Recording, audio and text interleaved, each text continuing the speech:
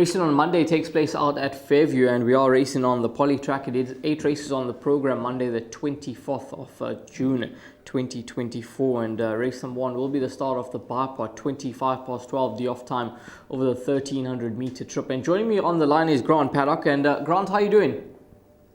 Yeah, morning Rahil, all good this side. Weather's been pretty good. It's quite a middle of winter here now, so cold mornings and cold evenings, but the days have been pretty good. The wind has been gone, so yeah, not bad down here, Rahil.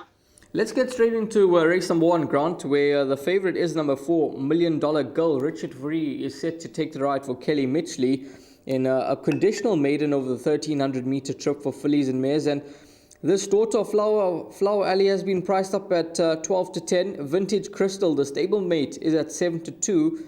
5 to 1 about Venetian Moonlight, and then it's 8 to 1 and Better Ball. What's your thoughts on race number 1? Yeah, Rahil, listen, they found the right race. There's no doubt about it. She's getting a kilo from the top weights. Very, very good introduction on the surface as well. I think she's going to be a very, very hard horse to beat. I've got to be honest with you. A good mate of mine, Rudy's horse. I hope it wins for him. She is my best bet on the card. I thought 12 to 10, 13 to 10 opened up. Probably going to be a bit shorter race time. The biggest danger is the other Kelly Mitchley horse, Vintage Crystal, but I think it's a touch on the short side for that over 1300. She's probably going to be a better filly when she gets onto that grass mile, and I see her winning soon as well. The rest of the field have tried really hard, the likes of Rainbird and Royal Venus. They quartet kind of horses, but I think $1 Million Girls found the right race here, Rahil. That's horse number 4 at around 12 to 10 in the market, the right horse in race number 1. We then move along to race number 2. 12:55 is the off time, 1600 meters is the distance, and this is another conditional maiden, and we'll have a look at the market where number 1, Run For Me, is your 14 to 10 favorite. It's 4 to 1 about My True Love. Portcullis at 9 to 2, Torone at 5 to 1, and then it's 8 to 1. And Better Ball. Now, this horse, Run For Me, he's had his fair share of chances down in the Eastern Cape. 20 starts as a maiden, and he's yet to get it right. This horse, Portcullis from the Kelly Mitchley yard, he caught the eye on local debut, went third in a race that Kelly dominated, running first, second, and third. And given that Sandile Kati is aboard, you'll obviously get a slightly better price as opposed to if a senior jockey were to ride. Yeah, with regards to the jockeys for the day on the Kelly Mitchley yard, it is quite confusing. I see some Samanga Kumalo's riding for Gavin Smith. I can't understand what's going on there. Maybe they'll have the answers to those questions. Yeah, tricky maiden race. I would have gone for Portcullis if he was drawn single figures. I think he was a very good first run, and this is a very, very weak field. Run For Me, Torona both have their chances. Little bit of the number 9, My True Love. I see Richard has jumped back on, probably because Alan only got the one runner, and she's a solid front runner. And she's got a wide draw. She's going to have to probably do a lot to get there. Come On You Spurs is a kind of a horse that can improve back on the poly track. A really, really tricky race. Run For Me is probably going to have the best opportunity to win a race like this, but he has been off a bit. So if he's fitting well, probably the horse to beat, Portcullis. If he overcomes the draw, he's going to be a massive runner. And then quartet horses like the 5, Come On You Spurs, and 9, My True Love. But I really don't like this race, Rahil. It's not a good race at all. I think even a horse like number 7, Maxi Girl, could be one to include. She's a 2-year-old filly, taking on all the horses and the boys as well. But perhaps she's got more improvement to come than quite a few of these. So maybe she's a horse that you can include in the play. But interested to see how number 4, Portcullis, does go with Sandile Kati taking a ride for Kelly Mitchley, and let's see if Samanga Kumalo has picked right here with number 2, Torone in the second. Moving along to race number 3, conditional maiden, 2,200 meters the trip, and 1:30 is the off time for the third race, which is the start of the pick 6. And your fixed odds best market favorite is number 9, Dance Mo, at 8 to 10. Patia is at 7 to 2. It's 4 to 1 about number 3, Wolfram, and then it's 8 to 1 and Better Ball. Number 1, Crimson Comet, is scratched, and this filly, Dance Mo, she's got a very, very lightweight to shoulder. What's that? 48 kgs on the background, and she's got to be the top choice with such a lightweight, and given that she's improving quite nicely. Yeah, listen, she's definitely the right horse in the kind of a weight. She's got solid form, 2 good thirds last time out. But I must be honest with you, these kind of races in Port Elizabeth are really, really weak at this time of the year, or most times of the year in any case. But she definitely found the right race for herself. The Nastili Nervin will take off the 4 kilos. She's got no weight on her back. Problem here could be the pace. I don't see much pace in this race. The improvers, he's a goal after being gelded. I know he's doing very, very good work at home, and he's expected to run a very decent race over the 2200. And then the horse like Wolfram and Patia also going to be in the quartet. But Dance Mode looks like she's the pick 6 banker, the start to pick 6 off. If you want to cover, you can cover with the 5. And if you want to go larger than that, the 3 and the 4. But yeah, Dance Mode definitely should win this race. I think for a horse like number 5, he's a goal had to pop up at 14-1. That will certainly be a right old result in the start of the pick 6. But a nice horse to include into the exactas there. Number 5, the 14-1 shot. Race number 4 next up, and this will be run over the 2,200 meter trip. And it's a classified stakes. 2:05 is the off time. Favorite is number 1, Ragazzo Grande at 18-10. He was a winner last time out, and the handicapper did not spare him. He got an 8-point penalty for winning in what wasn't the strongest of races when beating Millennium Dancer, who did come through to win the next time out, although wasn't in a strong race as well. Give Us a Smile 3-1, Canny Mambo at 4-1, 5-1 Ellis Island, and then 6-1 and Better Bar those. How much of confidence can you have to take 18-10 about this horse, Ragazzo Grande? Rahil, false favourite, won a very bad maiden. She's going to have to pick up its feet. Probably run back end of quartets. I must be very honest with you. Just like Ellis Island ran a very good race on Friday. Its place on Monday. I did speak to the yard this morning. Give Us a Smile is also a massive runner. And Ellis Island ran a very good race, good second to beaten half a length on Friday to Harold the Duke. So he's definitely going to be a big runner. Give Us a Smile. Shown decent form. Sharon's got her yard in good shape. And then this horse, Canny Mambo. I know the yard thinks quite a bit about this horse. He won a maiden, but he won first time out here in Port Elizabeth, and he won a decent race. I know he's been putting up very, very good work, and they've got no concerns with the 2200. So he's got to be there and thereabouts. I do really feel Ragazzo Grande's too short for his ability, and false favourites. I'm going the 3, Give Us a Smile to beat Ellis Island, Canny Mambo and Ragazzo Grande. Yeah, so few horses in with winning chances in race number 4, and in a race where number 1, Ragazzo Grande, is definitely an opposable sort at around 18-10. Moving along to race number 5, 14:40 is the off time, 2,000 meters the trip. It's a fillies and mares 62 handicap that will get jackpot 2 underway, and your favorite in race number 5 is number 5, Lady Zoltanite at 3-1, 33-10 about number 2 on the guest list. State of Mind number 1 is at 7-2, 4-1 about Soft Touch, 5-1 Sky Velocity, and then it's double figures about the balance. Grant, your thoughts on race number 5, a race where you're strong on a horse, or a race where there's a few winning chances? Yeah, Rahil, I'm very strong on the 5 horse here. I think it's a massive runner. She's doing extremely good work back home, and they are expecting her to win. The danger is definitely number 1, State of Mind, Sky Velocity, and on the guest list. State of Mind, they're off the same formula, the same weights that they met last time out. 62 is a little bit of a concern, but she doesn't know how to run a bad race, and with Louis up, she's going to be a big runner. On the guest list, pulled up lame last time out. She's going to have to again. She's a little bit too short. I think it's a Richard for refactor again. That's got to probably put her behind Sky Velocity, who's holding decent form as well, and he's a bit of a runner. But yeah, very strong on Ladies Alternate. I think the Mitchley double, the first race onto the race 5 is the way to go, and hopefully the yard can have a double.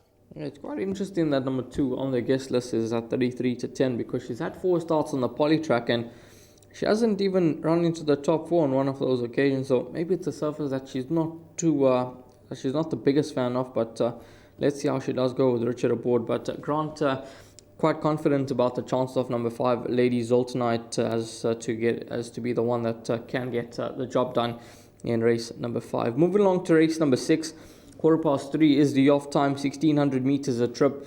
It's an MR64 handicap. Favorite number 2, Meet at the Windsor, at 7-2, along with number 3, Reach for the Stars. Number 4, Windsock, is at 5-1. Maldano at 6-1. along with the Godfather Manera, and then it's 12-1. And Better Bar those. Now, a lot of these horses that are prominent in the market, they've all got deep draws to contend with, probably barring the 2-horse Meet at the Windsor, who seems to be a better horse on the turf. But your thoughts on race 6? Rahil, most difficult race in the card. There's no doubt. Meet at the Windsor. I don't think it's a surface concern. It's himself that's the concern. You know, if he feels like running, he's going to run you a big race. If he doesn't feel like running, he'll run down in the bush. So a very, very tricky race. There's no doubt. This was Windsock with Louis on. Also a big runner back on the poly. He enjoys the poly properly, but drawn out at 10. Godfather, I promise you, if he was drawn a bit better, he would have been a massive runner as well. They'll be finishing the race off here. I think the pace is going to be on, and they'll be finishing the race off. I found a little bit of value in number 10, Captain's Walk. Back down to the mile. The 1900 was just too far for him last time out. Got 49.5 on his back. I think he's a very big runner, and I think good value at 12.5 to 1 to run in the first 3. There's quite a few horses that are going to need to go into the pick 6, the 2, 3, 4, 5, 6, and 10. But a very, very tricky race. I'm hoping that Captain's Walk can run in the first 3. But punters need to be careful of this race, and they need to go as wide as their pockets can afford. Yeah, it could be a good race for the exotics because I think you're going to drop a lot of tickets here, especially if you play wide and you take Grant's advice on board. You could get a decent result in race number 6. Race number 7, the penultimate race on the program, 1550, the off-time classified stakes, 1300 meters the distance. And your favorite is number 12, Duke of Orange at 7-2. 4-1, number 5, Iron Tail. 4-1, number 2, Arturo. Charlie Malone at 5-1, and then it's 6-1. And Better Bar those. Now, this horse, Duke of Orange, he's been so consistent of late, a run up at his last 3 starts, and he's knocking on the door for that next career victory. And it could be a big day for Nervan Nastili, who seems to have some nice rides on the card. Yeah, Rahila, this horse, he's done very well. I never rode him a couple of times, and he's his own worst enemy. You know, he gets to the front late, and then he digs his toes in and looks for somebody to come and beat him. He's got a very good chance once again. He's run second his last 3. He could easily win a race, like especially of that kind of a weight. But he has had the opportunity of these kind of weights before and kept on running second. But definitely a contender, and a big contender. He's got to be in the first 3 or 4. Iron Tail, holding got good form, especially over the distance. He won 2 runs back over 1300, and he won a decent race.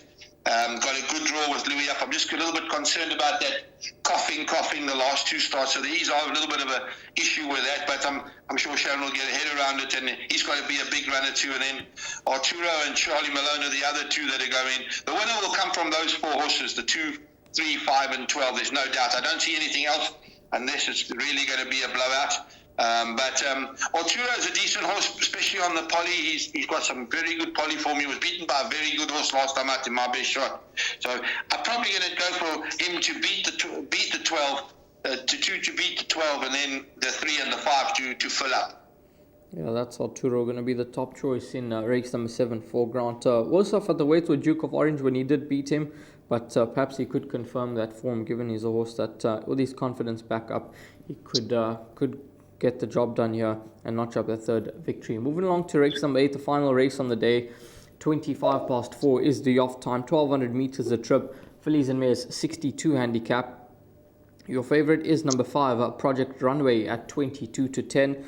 Dawn of Gold, number 3, is at 28-10. By the Light of the Moon at 9-2, and then it's around 8-1. And Better Bar those. Now, it's not a strong race, and this 2-year-old daughter of Lancaster Bomber is the favorite. Draw 1, huge advantage, 1200 meters, and she must be the horse to beat, given that the older horses don't particularly set a high standard here. Yeah, there's no high standards in this race at all. Merit rated 62 fillies and mares. It's really, if she's going to have any future, she should disperse of this field. There's no doubt. She's drawn in 1. She'll probably make up all the running. I've got to think. I don't go with maiden winners, and especially 2-year-olds in open company. I'll have a look, see where they are. But she should run in the first 4. There's no doubt. She's probably a worthy favourite, but 22-10. There's absolutely no value there. I like a bit of this Colorama, the 7 horse with Jose Ramzan up from a good draw. She got a good third last time out, and Tara's got her yard firing at the moment. And then a horse that you have to have a look at is Commerçant's Passion, 10-1. With Louis up, she ran a very good race last time out, finishing off very strongly after fly jumping. And I think she finished her race off in 22.8. So she's definitely a runner. And Dawn of Gold has got the form and the full claim of Nirvana Stilly, who's really, as you say, got a good book of rides. I think By the Light of the Moon, also too short, 4.5-1, winning a very, very bad maiden. It's going to have to improve drastically to feature here, and especially off 62 kilos. And Angel C, she's there and thereabouts. If she can put her head to it, she can beat a field like this comfortably. Tricky race for the punters. I've gone 7, 6, 5, and 3, and you need to add in the 2 in the pick 6. But a very tricky 2 races to finish off the meeting. I think race number 8, you've got to take a stance. It's either you're in the camp of the 2-year-old, this daughter of Lancaster Bomber, Project Runway, or you're looking elsewhere. And Grant has given us some nice horses that could get the job done here, and perhaps beat number 5, Project Runway, who is at around 22-10 in the market. We're going to move along to the suggested bet now, and Grant will take us through suggested bet for the 8-race program out at Fairview on Monday. So Grant, take it away. Thank you very much, Rahil. Best bet, race 1, number 4, $1 Million Girl. My value bet, race 6, number 10, Captain's Walk. And my suggested bets, the bipod goes as follows. We're starting with a banker 4 in leg 1, by 1, 4, 9, by 5 and 9, by 3 and 4, by 1 and 5, by 2, 3, 5 and 10 for 96 Rand. That is Grant Paddock's bipod, and there he's given us his best bet and his value bet, and those are some nice selections on the day. He's also gone through a few value horses in different races, and perhaps Fairview on Monday could treat you well. Grant, thanks very much for your time. All the best. Enjoy your Sunday and have a wonderful week ahead. Thank you very much, Rahil, and good luck to those punters tomorrow. Goodbye. Thanks to Grant. All the best with racing on Monday out at Fairview.